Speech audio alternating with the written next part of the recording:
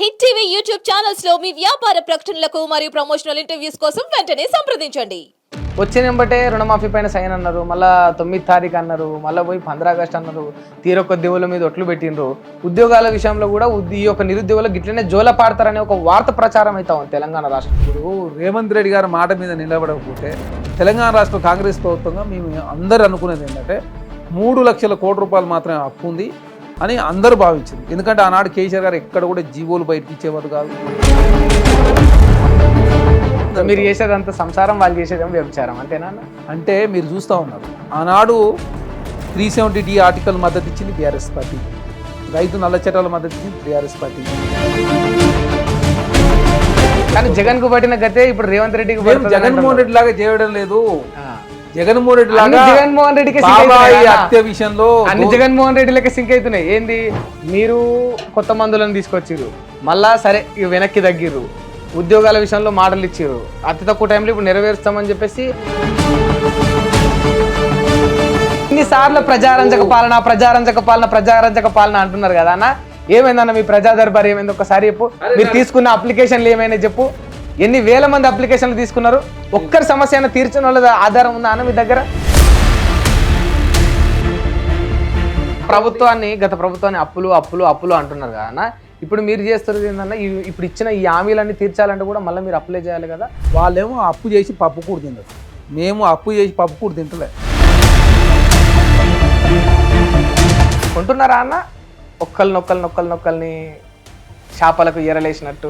ఎవరు కూడా కాదు, ప్రజాస్వామ్యం ఉండే పార్టీ కాంగ్రెస్ పార్టీ. ప్రజారంజక పాలన అందిస్తూ ఇచ్చినటువంటి గ్యారెంటీలు అమలు చేస్తూ కాంగ్రెస్ ప్రభుత్వం ముందుకు పోతుంది. కాబట్టి స్వచ్ఛందంగానే కాంగ్రెస్ పార్టీలోకి వస్తామని చెప్పేసి బీఆర్ఎస్ పార్టీ నాయకులు వస్తారు. కూలిపోతుంది అంటే మేబీ వాళ్ళ ఇంటెన్షన్ ఏంటంటే మీరు పాలన చేయలేరు, మీ పార్టీ పడిపోతుంది, ప్రజల్లో వ్యతిరేకత వస్తుంది అని అనుకుంటున్నాం. మరి నేనైతే వాళ్ళు చాలా డైరెక్ట్గా మాట్లాడారు.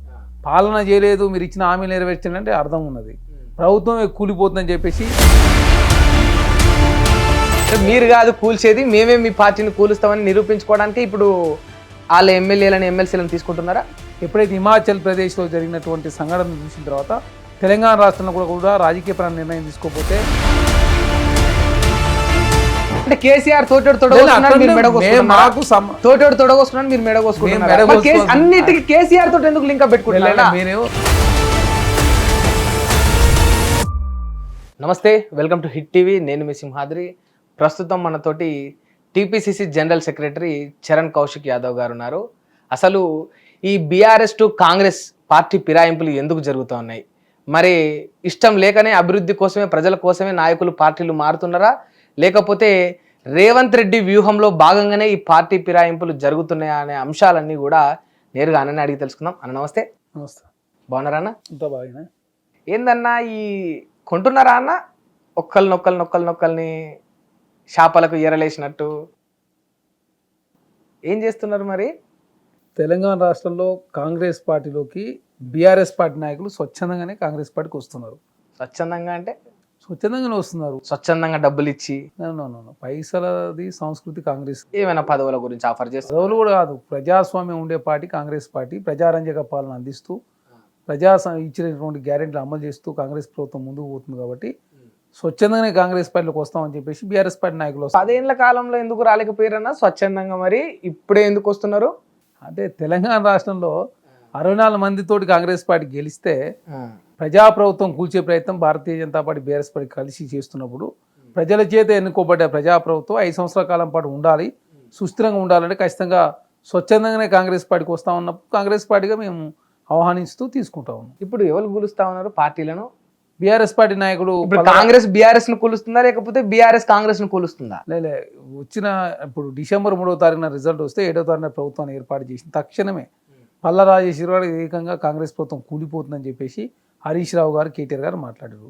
అదే కాకుండా భారతీయ జనతా పార్టీలో ఉన్నటువంటి లక్ష్మణ్ గారు వాళ్ళంతా కూడా కాంగ్రెస్ ప్రభుత్వం కూలిపోతుంది అంటే మేబీ వాళ్ళ ఇంటెన్షన్ ఏంటంటే మీరు పాలన చేయలేరు, మీ పార్టీ పడిపోతుంది, ప్రజల్లో వ్యతిరేకత వస్తుంది అని అనుకుంటున్నాం. మరి నేనైతే వాళ్ళు చాలా డైరెక్ట్గా మాట్లాడారు. పాలన చేయలేదు, మీరు ఇచ్చిన హామీలు నెరవేర్చండి అర్థం ఉన్నది. ప్రభుత్వమే కూలిపోతుందని చెప్పేసి ప్రభుత్వం ఏర్పాటు చేసిన తెల్లారి నుంచే స్టార్ట్ చేశారు. కాబట్టి మేము ప్రజాప్రభుత్వంగా రేవంత్ రెడ్డి మీరు కాదు కూల్చేది, మేమే మీ పార్టీని కూలుస్తామని నిరూపించుకోవడానికి ఇప్పుడు వాళ్ళ ఎమ్మెల్యేలను ఎమ్మెల్సీలను తీసుకుంటున్నారా? లేదు కేసీఆర్ గారు లాగా మేము కూడా చేయొద్దని చెప్పేసి మొదటగా భావించిన మాట వాస్తవం. దానిలో భాగంగా రేవంత్ రెడ్డి గారు ఎవరిని తీసుకోవద్దని చెప్పేసి 2 నెలల కాలం పాటు మేము ఎలాంటి పార్టీ ప్రాయంలో పాల్పడలేదు. కాకపోతే ప్రతిరోజు ప్రతినిత్యం అనునిత్యం ప్రజల్లో అయోమయం గురి చేసే ప్రయత్నం BRS party Bharatiya Janata party చేస్తున్నప్పుడు, అందులో ఉన్నటువంటి ఎమ్మెల్యే స్వచ్ఛందంగా కాంగ్రెస్ పార్టీకి వస్తానని చెప్పినప్పుడు, ప్రజాప్రభుత్వంగా కొన్ని రాజకీయపరమైన నిర్ణయాలు తీసుకుంటే తప్ప ఇది ప్రజల్లో అనిశ్చితి నెలకొల్పే అవకాశం ఉంది. కాబట్టి ఖచ్చితంగా రాజకీయపరమైన నిర్ణయాలు తీసుకోవాలని చెప్పి భావించి, ఎప్పుడైతే హిమాచల్ ప్రదేశ్లో జరిగినటువంటి సంఘటనను చూసిన తర్వాత తెలంగాణ రాష్ట్రంలో కూడా రాజకీయపరమైన నిర్ణయం తీసుకోకపోతే కొంత ప్రజల్లో కొంత గందరగోళం ఏర్పడే అవకాశం ఉంది. ప్రజలకు ఇచ్చిన హామీలు నెరవేర్చలేకుండా పోయే అవకాశం ఉంది. కాబట్టి అవన్నీ ఖచ్చితంగా చేయాలంటే ప్రజాప్రభుత్వంగా మనం రాజకీయపరమైన నిర్ణయం తీసుకోవాలా. స్వచ్ఛందంగా వచ్చే ఎమ్మెల్యేలను ఎవరు వచ్చినా కూడా ఆహ్వానిస్తుంది. బీఆర్ఎస్ పార్టీ బలం లేకుంటే కాంగ్రెస్ పార్టీ ముందుకు పోలేదు. ఇప్పుడు బీఆర్ఎస్ బలహీనత కేసీఆర్ గారు లాగా మేము ఏదో ఇప్పుడు బీఆర్ఎస్ బలాన్ని మరి కాంగ్రెస్ లాక్కుంటుంది కదా డైరెక్ట్. బలాన్ని మేము లాక్కుంటలేదు. మా బలాన్ని వాళ్ళ ఎమ్మెల్యేలు కదా బలం, ఏ పార్టీకైనా కూడా మా బలాన్ని వాళ్ళు బలహీనతగా భావించి మా తెలంగాణ రాష్ట్ర ప్రజల మధ్య అనవసరమైన గందరగోళం క్రియేట్ చేసే ప్రయత్నం వారు చేసినప్పుడు, అందులో ఉన్నటువంటి ఎమ్మెల్యేలు కాంగ్రెస్ పార్టీకి వస్తానని చెప్పినప్పుడు ఆచితూచి వారు కాంగ్రెస్ ప్రభుత్వం ముందు పోతాం. ఎవరిని మేము పిలవలే, వాళ్ళే స్వచ్ఛందంగా ప్రజాప్రభుత్వం 5 సంవత్సరాల కాలం పాటు మనుగడ కొనసాగించాలా. ప్రజలు ఇచ్చింది 5 సంవత్సరాల కాలం టైం ఇస్తే అనవసరం కూల్చే ప్రయత్నం కేసీఆర్ గారు చేస్తారు. ఒక్కరికొకరిని రెడ్లకు గాలం వేసి రేవంత్ రెడ్డి పిలుచుకుంటా ఉన్నాడని వార్తలేదు. అది రాజకీయ వ్యూహంలో భాగం. ఒక్కొక్కరిని ఎందుకు తీసుకుంటారంటే అది రాజకీయం. ఒకేసారి రెడ్లకు కదా, ఒకేసారి రాజకీయ పరంగా ఒకేసారి నిర్ణయం తీసుకుంటే ఒక రోజు అయిపోద్ది కదా. కాబట్టి మనకు రాజకీయంగా మైలేజ్ వచ్చే కార్యక్రమం అది జరుగుతుంటుంది, నిరంతర ప్రక్రియ కాబట్టి జరుగుతుంటది. కాబట్టి ఎక్కడిది ప్రజాప్రభుత్వం కూలిపోతుందని చెప్పి వాళ్ళు స్వచ్ఛందంగా మమ్మల్ని సంప్రదించినప్పుడు కాంగ్రెస్ పార్టీగా మేము హిమాచల్ ప్రదేశ్లో రాజకీయ గందరగోళం ఏ విధంగా క్రియేట్ అయ్యే పరిస్థితి అక్కడ వచ్చింది. కాబట్టి అట్లాంటి పరిస్థితి తెలంగాణ రాష్ట్రం రావద్దు, ఆర్థిక సంక్షోభం నుంచి గట్టెక్కించాలా, ఖర్చులు తక్కువ చేసుకుని ఆదాయ మార్గాలు పెంచుకొని 6,71,000 కోట్ల అప్పులలో నుంచి కూరల నుంచి బయటపడే దానిలో భాగంగా ప్రతిరోజు 191 కోట్ల రూపాయలు అప్పు కొడ్డీ కడుతూ తెలంగాణ రాష్ట్రంలో ప్రజారంజక పాలన కాంగ్రెస్ ప్రభుత్వం అందిస్తూ ఉంది. కాబట్టి ప్రజాస్వామ్యం ఉన్న పార్టీలోకి మేము వస్తామని చెప్పేసి బీఆర్ఎస్ పార్టీ నాయకులు వస్తున్నప్పుడు మేము కాంగ్రెస్ పార్టీకి ఆహ్వానిస్తా ఉన్నాం. నిజంగా అంటే ఇంత పెద్ద సీనియర్ నాయకులు, పదవులను అనుభవించిన వాళ్ళు, మంత్రులు, వీళ్ళందరూ కూడా ఎన్నో ఏళ్ళు ఎమ్మెల్యేగా పనిచేసిన వాళ్ళు ఉట్టిగానే వస్తారా అన్న? అంటే మినిమం ఎన్నో కొన్ని కట్టలు పంపితేనే వస్తారా? కాంగ్రెస్ పార్టీ నుంచి పోయిన వ్యక్తి కేశవరావు గారు, వారు నా చివరి మరణం కాంగ్రెస్ కండ వేసుకొని చనిపోవాలని చెప్పేసి వారు చివరి ఆకాంక్షతో తెలంగాణ రాష్ట్ర కాంగ్రెస్ పార్టీ రావడం జరిగింది. అదే కాకుండా చాలామంది కాంగ్రెస్ పార్టీలకు ఎందుకు వస్తున్నారంటే మేము ప్రజలకు సేవ చేయడానికి వచ్చినాం, కానీ ప్రభుత్వాన్ని కూల్చే ఉద్దేశంలో కేసీఆర్ గారు కాబట్టి అట్లాంటి పార్టీలో ఉండడం మేము కరెక్ట్ కాదు. అదే కాకుండా BRS party Bharatiya Janata party సహకరించింది Telangana రాష్ట్రంలో కాబట్టి మొన్న జరిగినటువంటి పార్లమెంట్ ఎలక్షన్లో బీఆర్ఎస్ పార్టీ దాదాపు 16% ఓటు బ్యాంక్ పరిమితమైంది. దాదాపు 21% ఓట్లు కూలిపోవడానికి కారణం కేసీఆర్ గారు భారతీయ జనతా పార్టీ సహకరించడంతో తెలంగాణ రాష్ట్రంలో ఇట్లాంటి ఫలితాలు వచ్చినాయి. కాబట్టి అట్లాంటి పార్టీలో మేము ఉండలేము. ప్రజల చేత ఎన్నుకోబడ్డ ప్రజాప్రభుత్వం కాంగ్రెస్ ప్రభుత్వం కాబట్టి జాతీయ స్థాయిలో ప్రతిపక్షం ఉన్నా కూడా పార్లమెంట్లో పోరాటం చేస్తూ ఉంది రాహుల్ గాంధీ గారు. కాబట్టి తెలంగాణ రాష్ట్రంలో ఈ ఆర్థిక సంక్షోభం గట్టెక్కించేది కాంగ్రెస్ ప్రభుత్వం, రేవంత్ రెడ్డి గారి నాయకత్వంలో తెలంగాణ రాష్ట్రం సుభిక్షంగా ముందుకు పోతుందని చెప్పేసి బీఆర్ఎస్ పార్టీలో ఉన్నటువంటి ఎమ్మెల్యే వస్తూ ఉన్నారు. కానీ 2 రోజుల మీ పార్టీలో జాయిన్ అయ్యే 2 రోజుల ముందు మీ పార్టీని తిట్టిన నాయకులు కూడా ఎట్లా వచ్చినట్టవన్నా? 2 రోజులనే వాళ్ళకు మొత్తం ప్రాయశ్చిత్తం కలిగి మొత్తం మార్పులు వచ్చేసి మొత్తం ఏదో ఊహించేసుకొని అంత సులభంగా అవుతుందంటారా? రాజకీయాల్లో శాస్త్ర శత్రులు శాస్త్ర మిత్రులు ఎవరు ఉండరు. కానీ 2 రోజులకే తీసుకోవాల్సిన అవసరం, 2 రోజులకే మార్పు అనేది చిన్న ముచ్చట. కామన్. ఇది అంతా రాజకీయం ఉన్నప్పుడు రాజకీయ కోణంలో నిర్ణయాలు తీసుకుంటారు. ఏది శాస్త్రంగా, ఎందుకంటే 5 సంవత్సరాల కాలం పాటు వాళ్ళు సేవలు చేస్తారని చెప్పేసి ప్రజలు ఎన్నుకున్నారు కాబట్టి వాళ్ళకి ఇచ్చినటువంటి ప్రజలకు ఇచ్చినటువంటి గ్యారెంటీలు అమలు చేయాలన్నా, అదే కాకుండా తెలంగాణ రాష్ట్రం ఈ ఆర్థిక సంక్షోభం గట్టెక్కించాలన్నా, లేదు తెలంగాణ రాష్ట్రంలో భారతీయ జనతా పార్టీ నిలవరించాలన్నా కూడా ఖచ్చితంగా రాజకీయపరమైన నిర్ణయాలు తీసుకోవాలని చెప్పేసి వారంతా స్వచ్ఛందంగా కాంగ్రెస్ పార్టీకి వస్తున్నప్పుడు మేము కాంగ్రెస్ పార్టీ మాది కూడా రాజకీయ పార్టీ, మాది స్వచ్ఛంద సంస్థ కాదు కాబట్టి మేము కూడా స్వాగతిస్తూనే ఉన్నాం. ఇంకా చాలామంది బీఆర్ఎస్ పార్టీ నాయకులు కాంగ్రెస్ పార్టీకి వస్తారు, ఇంకా చాలామంది వచ్చే వాళ్ళు ఉన్నారు. ఖచ్చితంగా బీఆర్ఎల్పీ కాంగ్రెస్ పార్టీలో మెర్జీ కాబోతుంది. నెక్స్ట్ వచ్చే ఒక పెద్ద నాయకుడి పేరు చెప్పగలుగుతావా? పెద్ద నాయకులు అక్కడే లేదు, అంతటా వస్తున్నారు. హైదరాబాద్, గ్రేటర్ హైదరాబాద్, రంగారెడ్డి జిల్లాలో కూడా చాలామంది నాయకులు కాంగ్రెస్ పార్టీకి వస్తూ ఉన్నారు. మైపాల్ రెడ్డి కూడా అంత చాలా మంది నాయకులు కాంగ్రెస్ పార్టీకి వస్తున్నారు. బీఆర్ఎల్పీ కాంగ్రెస్ పార్టీలో మెర్జీ కాబోతూ ఉంది. కాబట్టి రాజకీయంగా ఒక్కొక్కసారి ఒక్కొక్కరు దాని దశల వారికి ఏ విధంగా తీసుకోవాలని చెప్పేసి ఆ విషయంగానే తీసుకుంటూ తప్ప ఇదంతా బీఆర్ఎస్ కూల్చడానికి కుట్రనే అనుకోవచ్చా? బీఆర్ఎస్ పార్టీని కూల్చే ఉద్దేశం తెలంగాణ రాష్ట్రంలో కాంగ్రెస్ ప్రభుత్వాన్ని లేదు. మాకు కావాల్సిన సంఖ్య 90.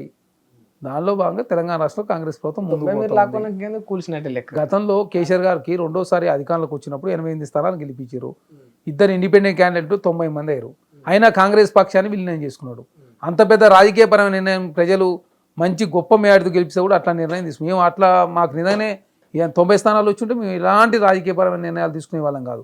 మాకు 64 స్థానాలు వచ్చినప్పుడు కూడా మేము ఎలాంటి పార్టీ పాల్పడొద్దని చెప్పేసి మా రేవంత్ రెడ్డి గారు మా మంత్రులంతా కూడా భావించారు. కానీ కేసీఆర్ గారు అనవసరంగా తెలంగాణ రాష్ట్ర కాంగ్రెస్ ప్రభుత్వం కూల్చే ప్రయత్నం చేసినప్పుడు చర్యకు ప్రతిచర్య అంటే మమ్మల్ని రక్షించుకునే దానిలో భాగంగా మేము కూడా పార్టీ ప్రాయంపులకు పాల్పడ దానిలో భాగంగా ముందుకు పోతున్నాం. 64 మంది ఎమ్మెల్యేలు ఉన్న మీరు 30కి పైగా ఉన్న వాళ్ళకి భయపడుతున్నారా? అయితే భయపడేడు కాదు, అంటే తెలంగాణ రాష్ట్ర ప్రజల మధ్య గందరగోళం క్రియేట్ చేసి తెలంగాణ రాష్ట్రం ఏముంటదన్నా, మీ పాలన బాగుంటే జనాలు వాళ్ళు ఎన్ని మాటలు చెప్పినా నమ్ముతారు. మీ పాలన మీద మీకు ఆ మాత్రం నమ్మకం లేదా? ఇప్పుడు అల్టిమేట్గా ప్రభుత్వం ఉంటేనే ఏదైనా చేస్తానికి సాధ్యమవుతుంది. మేము తెలంగాణ రాష్ట్ర కాంగ్రెస్ ప్రభుత్వం వచ్చిందో మీరు చూస్తాం, ఇంత తక్కువ కాలంలో ఈ దేశంలో ఏ ప్రభుత్వం కూడా ఇన్ని హామీలు నెరవేర్చలేదు. మేము 161 గ్యారెంటీలు అమలు చేసినాం. తెలంగాణ రాష్ట్రం 161 గ్యారెంటీ అంటే అన్ని అందుతున్నాయా అందరికి? మీరు చూసి చెక్ చేసుకోరా, తెలుస్తుంది కదా. మేము 200 గ్యారెంటీలు అంతే. మీరు 6 గ్యారెంటీలు అంటే మేము 6 గ్యారెంటీల్లో 200 యూనిట్ వరకు కరెంట్ ఇస్తున్నాం కదా, 500 రూపాయలు గ్యాస్ సిలిండర్ ఇస్తున్నాం కదా, బస్సు ప్రయాణం ప్రతిరోజు 14 లక్షల మంది. బస్సు తప్ప ఏది కూడా పూర్తి స్థాయిలో అందరికీ అందుతలేదు అన్నది. అనవసరంగా సోషల్ మీడియా వేదికగా బీఆర్ఎస్ పార్టీ భారతీయ జనతా కాంగ్రెస్ ప్రభుత్వాన్ని బలహీనపరిచే ప్రయత్నం వారు చేస్తున్నారు. ప్రజలు విజ్ఞులు. అల్టిమేట్గా తెలంగాణ రాష్ట్రంలో కాంగ్రెస్ ప్రభుత్వం 417 హామీలు ఇస్తే మేము 161 అమలు చేసినాం. పోయినసారి కేసీఆర్ గారు కనీసం 2 నెలల కాలం పాటు క్యాబినెట్ విస్తరణ కూడా చేసుకోలేదు. తెలంగాణ రాష్ట్రంలో కాంగ్రెస్ ప్రభుత్వంగా మీరు చూడండి, చిన్న విషయాలను కూడా మీరు బస్ పాసు 2200 రూపాయలు ఉంటే 1900 రూపాయలు చేసినాం. మొన్న 300 రూపాయలు తక్కువ చేసి, అంటే చెప్తే చిన్న విషయాన్ని కూడా ప్రజల మీద భారం పడొద్దు అని చెప్పేసి ప్రజాప్రభుత్వంగా ప్రజలు ఏదనుకుంటే చేయడం సిద్ధంగా. అదే కాకుండా మేము వచ్చిన తర్వాత ఇందిరా పార్క్ దగ్గర ధర్నా చౌక్ ప్రారంభించినాం. తెలంగాణ రాష్ట్రం యథేచ్ఛగా ఎవరికైనా సమస్య ఉంటే ధర్నాలు చేస్తారు, రాస్తారోకాలు చేసుకుంటా ఉన్నారు. అదే కాకుండా మీడియా యథేచ్ఛగా వార్తలు ప్రచారం చేస్తూ ఉంది. అదే కాకుండా తెలంగాణ రాష్ట్రంలో ఏదైనా సమస్య ఉంటే పేపర్లు వస్తే పేపర్లు చూసి కూడా ఆ సమస్యను పరిష్కరిస్తారు మా మంత్రులు, మా ఎమ్మెల్యేలు, మా ముఖ్యమంత్రి గారు రోజుకు 18 గంటలు కష్టపడుతూ ప్రజాప్రభుత్వాన్ని ప్రజలకున్న సమస్యలు పరిష్కరించి దానిలో ముందుకు పోవాలా. ఎలక్షన్లో మాత్రం రాజకీయం చేయాలా, మిగతా సందర్భాల్లో రాష్ట్ర అభివృద్ధి ముఖ్యం అని చెప్పేసి భావించు తెలంగాణ రాష్ట్రంలో ప్రజారంజక పాలన అందిస్తున్నాం. కాబట్టి చాలామంది ఎమ్మెల్యేలు కాంగ్రెస్ పార్టీకి వస్తున్నారు. దానిలో భాగంగా కాంగ్రెస్ పార్టీగా ఖచ్చితంగా రాజకీయపరమైన నిర్ణయాలు తీసుకోవాల్సిన అవసరం ఉంది. కాబట్టి ఆ విధంగా నిర్ణయాలు తీసుకుంటూ తెలంగాణ రాష్ట్రంలో అప్పులు తీసే కార్యక్రమం కూడా తెలంగాణ రాష్ట్ర కాంగ్రెస్ ప్రభుత్వం చేస్తూ ఉంది. తెలంగాణ రాష్ట్ర కాంగ్రెస్ ప్రభుత్వం వచ్చిందో 12,000 కోట్ల రూపాయల అప్పులు కూడా తీస్తున్నారు తెలంగాణ రాష్ట్రంలో. అదే కాకుండా మొదటి వారంలో 1వ తారీఖున జీతాలు ఇస్తూ ఉన్నాం. ఇప్పుడు అంటే వీలైనంత వరకు ప్రజా సమస్య పరిష్కరించాలా, రాజకీయాలకు తావు లేకుండా ప్రజారంజక పాలన అందించాలా, అసెంబ్లీలో చర్చలు జరగాల, యథేచ్ఛ మీడియా వార్తలు ప్రసారం చేయాలా, సెక్రటరీ ప్రజలు రావాలని చెప్పి కోరుకుంటాం. ఇన్ని మాటలు గొప్పగా చెప్తున్నారన్న, మరి ఇన్ని చెప్పినా ఇన్ని చేసినా కూడా ఎందుకు మీకు ఇంకా ప్రజల వ్యతిరేకత ఉన్నది? అంటే వ్యతిరేకత అనేది తెలంగాణ రాష్ట్రంలో అనవసరమైన వ్యతిరేకత ఎక్కడా లేదు. ఎందుకంటే అవసరమైందే ఉంటుంది. అనవసరం BRS party, Bharatiya Janata party ప్రజలు రెచ్చగొట్టే ప్రయత్నం అనవసరం. ఏ పార్టీలు రెచ్చగొట్టక ముందుకే నేరుగా వాళ్ళంతా వాళ్ళే విద్యార్థులు ధర్నాలకు దిగుతున్నారన్న. తెలంగాణ రాష్ట్రంలో ఆర్థిక సంక్షోభం ఉన్నాం.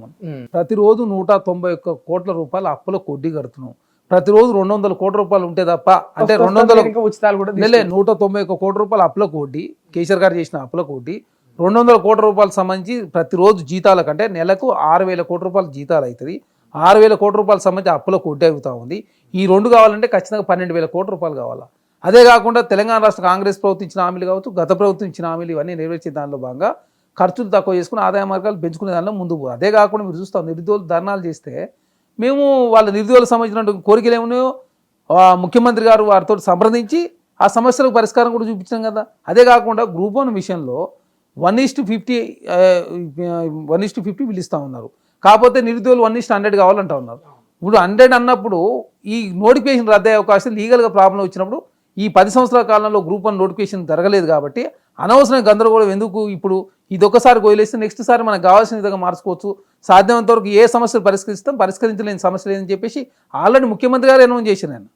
నిన్నగాక మొన్న ముఖ్యమంత్రి గారు ప్రెస్ మీట్ సమావేశం ఏర్పాటు చేసి నిరుద్యోగులతో మాట్లాడిన తర్వాత ఏది చేస్తున్నాం, ఏది చేయలేకపోతున్నాం, నెక్స్ట్ జాబ్ క్యాలెండర్ ఎప్పుడు ప్రకటిస్తా ఉన్నాం, అదే కాదు జాబ్ క్యాలెండర్ ఏ విధంగా ప్రకటిస్తాం, అంటే యూపీఎస్సీ ఎగ్జామ్స్ తెలంగాణ రాష్ట్రంలో టీజీపీఎస్సీ ఎగ్జామ్స్ మొత్తం ఒకేసారి రాకుండా ఒక సిస్టమ్ ప్రకారం ముందుకు పోవాలని చెప్పి కాంగ్రెస్ ప్రభుత్వం భావిస్తూ ఉంది. కాబట్టి ఎవరన్నా నిరసన వ్యక్తం చేసుకునే అవకాశం, కాబట్టి ఆ దిశగా తెలంగాణ రాష్ట్ర ప్రజాస్వామ్యం ఉంది. కాబట్టి నిరుద్యోగులు నిరసన వ్యక్తం చేశారు.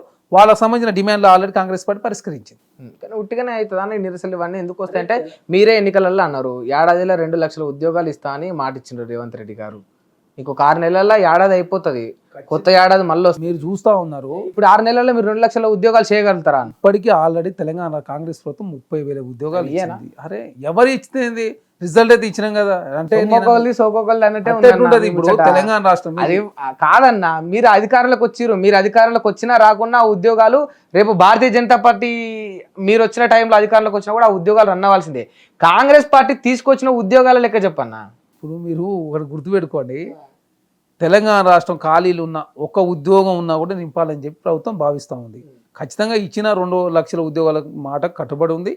రుణమాఫీ కూడా ఆగస్టు 15 రోజు చేస్తామని చెప్పేసి 36,000 కోట్ల రూపాయలకు ఏ విధంగా రుణమాఫీ చేయాలా, ఏ విధంగా చేస్తే బాగుంటుందని చెప్పి చర్చలు చేసి ఆల్రెడీ బ్యాంకుతో కూడా సంప్రదింపులు పూర్తయ్యారు. జీవో వచ్చుడు ఆలస్యం.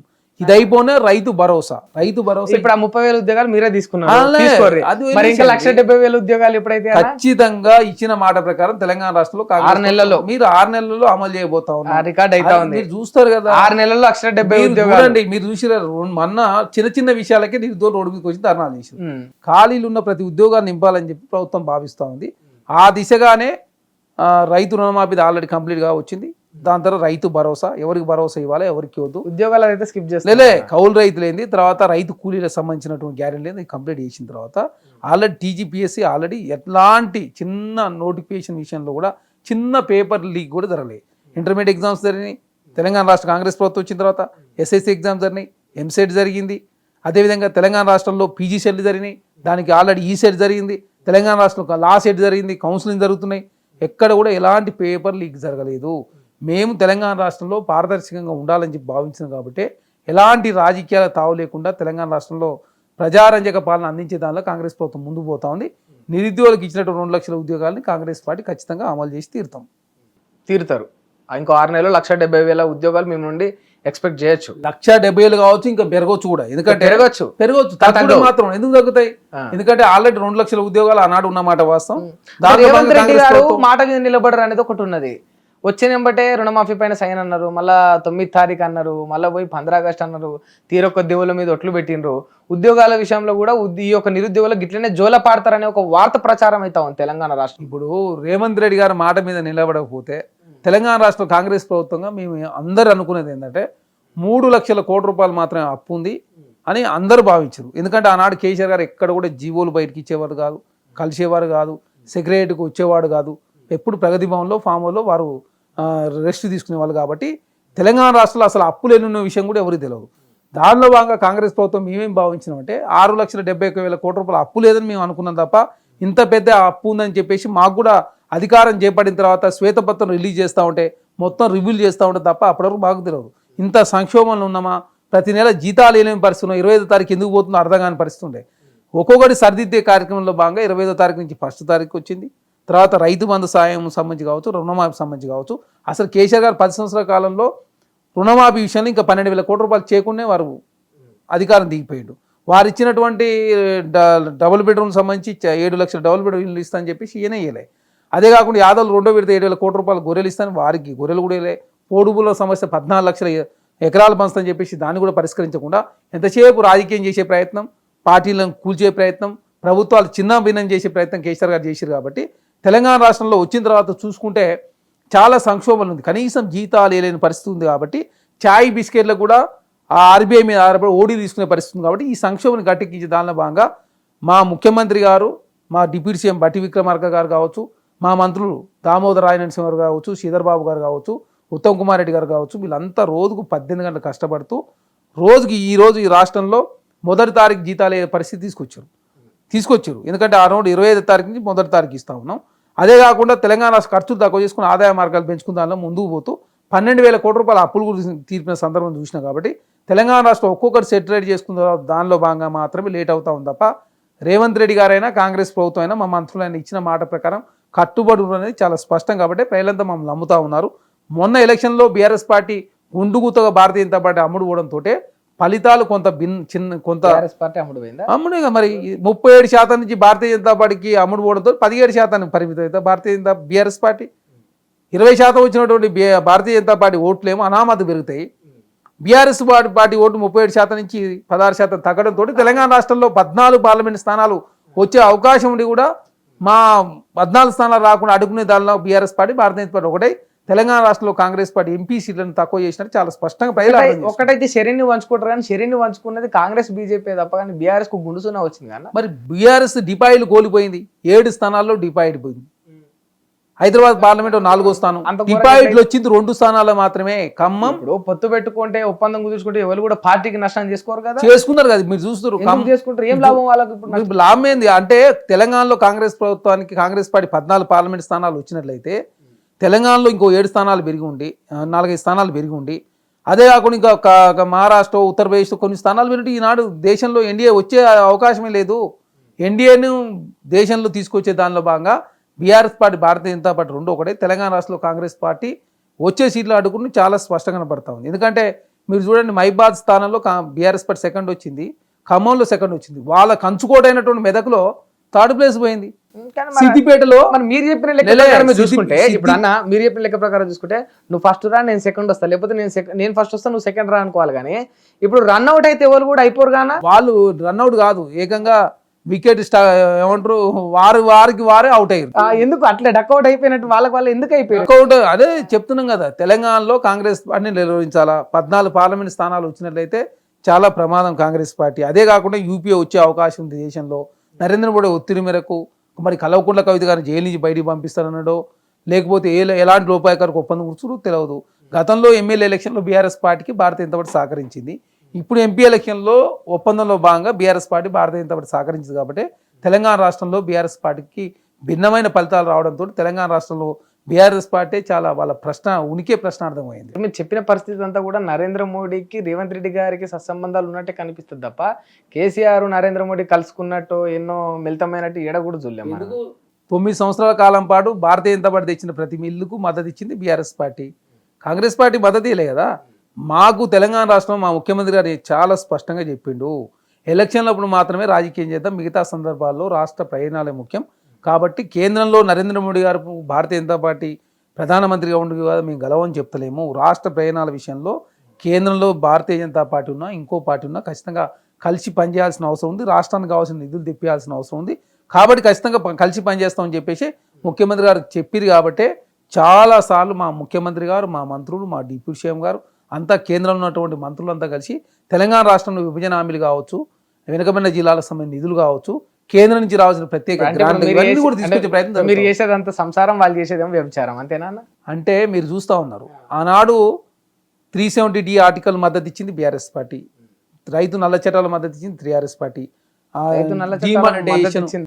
ఫస్ట్ మద్దతు ఇచ్చి తర్వాత విత్డ్రా చేసుకుంది. దాని యొక్క అంతరార్థం తెలియక ఉండని అన్నారు. తర్వాత బీఆర్ఎస్ వ్యతిరేకించి మేము చెప్తాను, 370Dకి ఇచ్చారు, రైతు నల్ల చట్టాలకు ఇచ్చారు, రాజ్యసభ వైస్ చైర్మన్, రాష్ట్రపతి, ఉపరాష్ట్రపతి, అదేవిధంగా జిఎస్టీ, అది డిమానిటేషన్ మద్దతు ఇచ్చినటువంటి కేసీఆర్ గారు తెలంగాణ రాష్ట్రానికి ఐటీఆర్ రైట్ ఎందుకు తీసుకురాలేకపోయినావు, విభజన హామీలు ఎందుకు నెరవేర్చుకోలేకపోయినావు, 7 మండలాలు తెలంగాణ తీసుకుని ఆంధ్ర కలిపి తినడం మాట్లాడినావా? ఇప్పుడు మాట్లాడుతున్నావు.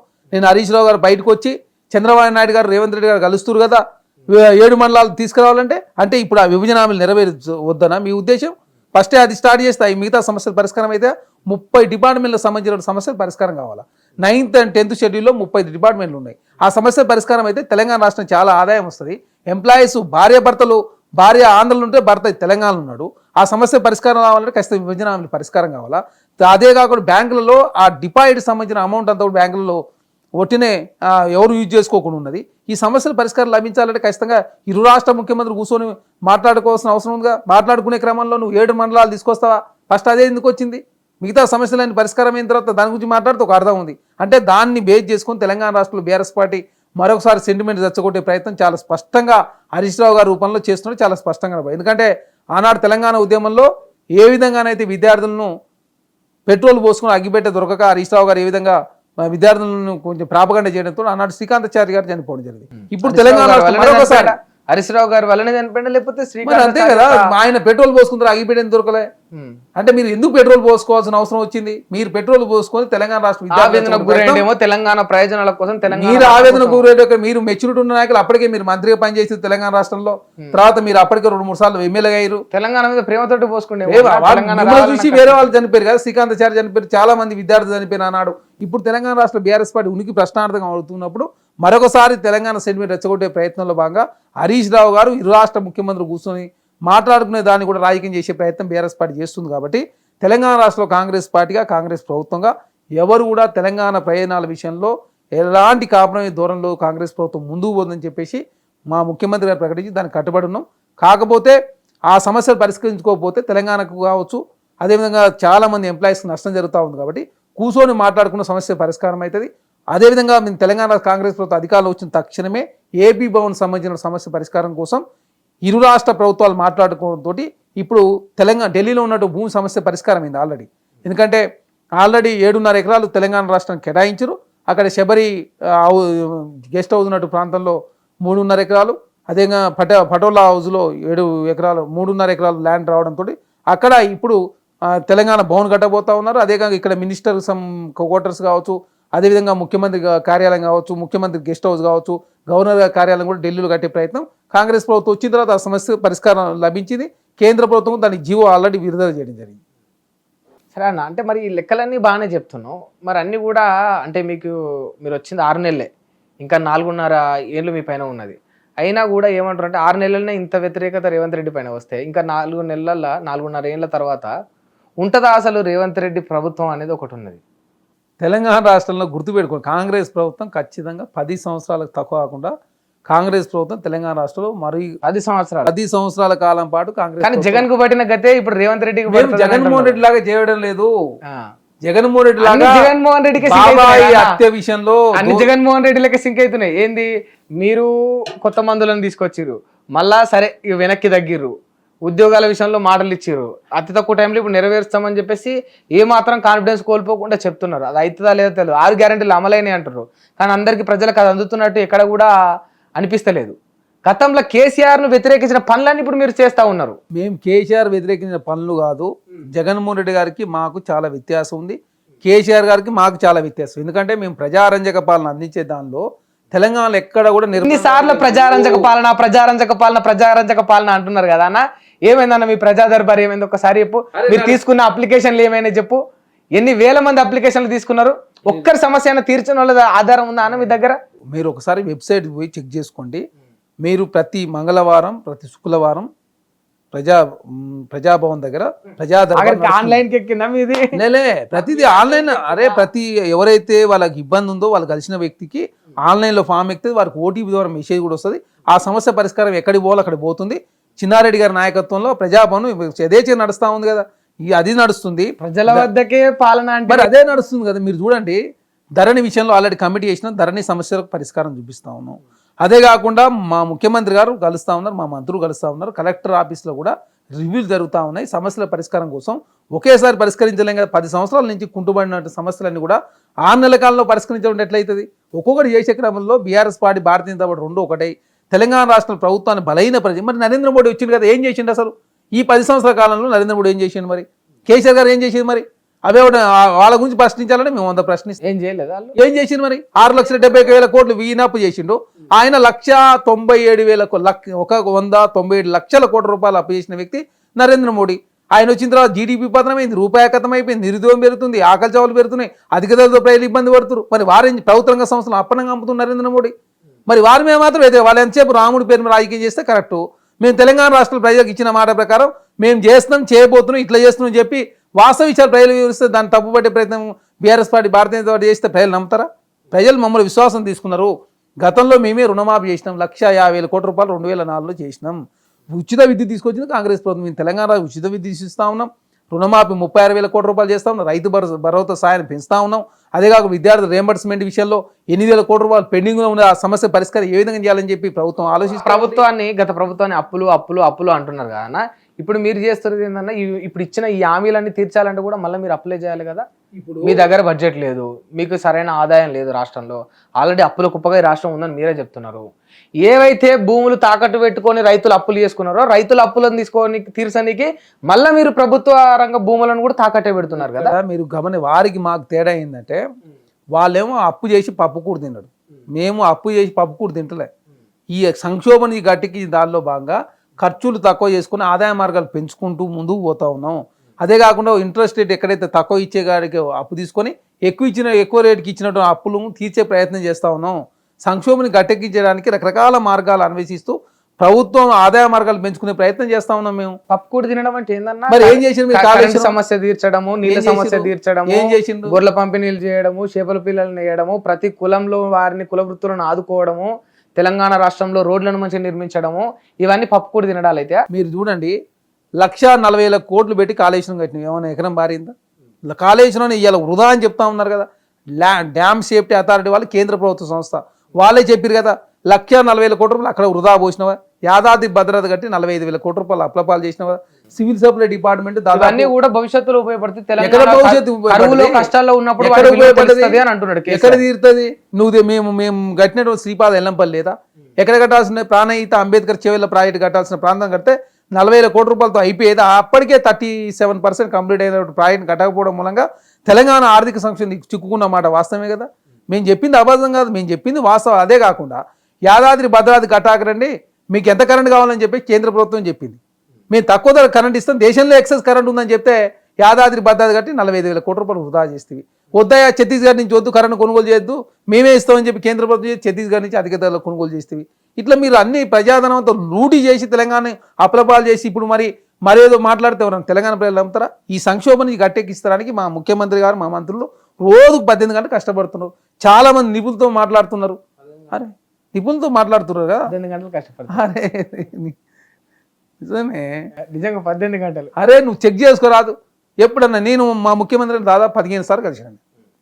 15 సార్లు నేనే కలిసిన. నాకేం జనరల్ అంటే సాధారణ ప్రజలను కావచ్చు, ముఖ్యమంత్రి మంత్రులు కావచ్చు, అదేవిధంగా తెలంగాణ రాష్ట్రంలో ఖర్చులు తక్కువ చేసుకొని ఇండస్ట్రీస్ని ఏ విధంగా ఆకర్షించాలా, ఐటీఆర్ ప్రాజెక్ట్ని ఏ విధంగా పునరుద్ధరించాలా, అదేవిధంగా బయ్యారం స్టీల్ కంపెనీ కావచ్చు, కాజీపేట రైల్వే కోచ్ ఫ్యాక్టరీ కావచ్చు, అదేవిధంగా గిరిజన యూనివర్సిటీ నిధులు కావచ్చు, పసుబోర్డు సంబంధించిన నిధులు కావచ్చు, అదేవిధంగా పాలమూరు రంగారెడ్డికి జాతీయ హోదా కావచ్చు, అన్ని విషయాల మీద ప్రతి క్షణం అనుక్షణం మంత్రులు, ముఖ్యమంత్రి గారు వారికి ఇచ్చిన బాధ్యతలను కూడా ప్రతిరోజు రివ్యూలు చేస్తూ ఎక్స్పర్ట్స్తో మాట్లాడుతూ తెలంగాణ రాష్ట్ర కాంగ్రెస్ ప్రభుత్వం ముందుకు పోతే చాలా స్పీడ్గా ముందుకు పోతా ఉంది.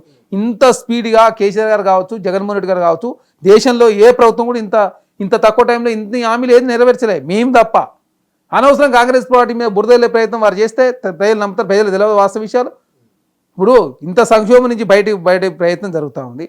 ఒక ఆయన నోటిఫికేషన్ వేస్తూ ఉన్నారు, జాబ్ క్యాలెండర్ రెడీ అవుతూ ఉంది, అసెంబ్లీ సమావేశాలు జరిగితే అసెంబ్లీ సమావేశ ప్రతిపక్షాలు టైం ఇస్తూ ఉన్నారు, మీడియాని ఏదైతే వార్తలు ప్రసారం చేసుకొని చెప్తా ఉన్నాం, ఇందిరా పార్క్ దగ్గర ధర్నా చేసుకొని చెప్తా ఉన్నాం, సెక్రటరీకి అందరు రావచ్చు ఏమైనా సమస్యలు చెప్పుకొని చెప్తాం. ఇంతకన్నా ఇంకా ప్రజారాజ్యం చెప్పాలంటే ఏంది? ఇది ప్రజాప్రభుత్వం కాదు, ప్రజల కోసం పనిచేస్తాం. మాకు పవర్ అనేది శాస్త్రం కాదు. మాది 130 సంవత్సరాల చరిత్ర ఉన్న కాంగ్రెస్ పార్టీ.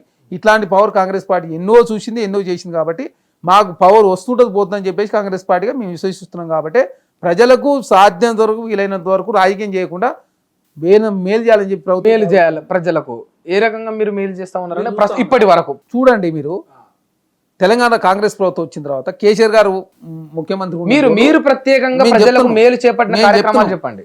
కింటాకు 10 కిలోలు తరుగు తీసేవాళ్ళు, కానీ కాంగ్రెస్ ప్రభుత్వం వచ్చేది తరుగు లేదు. మీరు చెక్ చేసుకోవచ్చు. గతంలో కేసీఆర్ గారు 45 రోజుల బ్యాంకులో పైసలు వేసేవారు రైతులు, 3 రోజుల్లో అమౌంట్ పైసలు ఇస్తా ఉన్నాం. గతంలో 25వ తారీఖు నాడు జీతాలు ఇచ్చేది, మేము 1st తారీఖు జీతాలు ఇస్తా ఉన్నాం. గతంలో బస్ పాస్ కరోనా పాండమిక్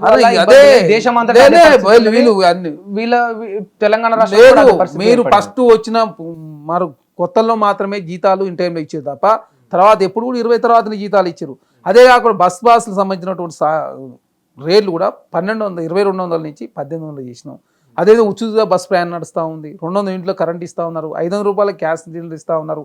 ప్రతి మండలానికి ఇంటర్నేషనల్ స్కూల్ ఉండాలని 100 కోట్ల రూపాయలు బడ్జెట్లో కేటాయించుకున్నాం. నియోజకవర్గ ఇందిరామ ఇళ్లకు సంబంధించి 6 లక్షల రూపాయలు లేదా ఈ బడ్జెట్ పెట్టాలా, ఓటాన్ అకౌంట్ బడ్జెట్. అంతకుముందు మేలు చెప్పండి, అదే మేలు చెప్తా ఉన్నాం కదా. రుణమాఫీ ఆల్రెడీ సమస్య పరిష్కారం అయింది, రైతు భరోసా సాయం పెంచుతా ఉన్నాం.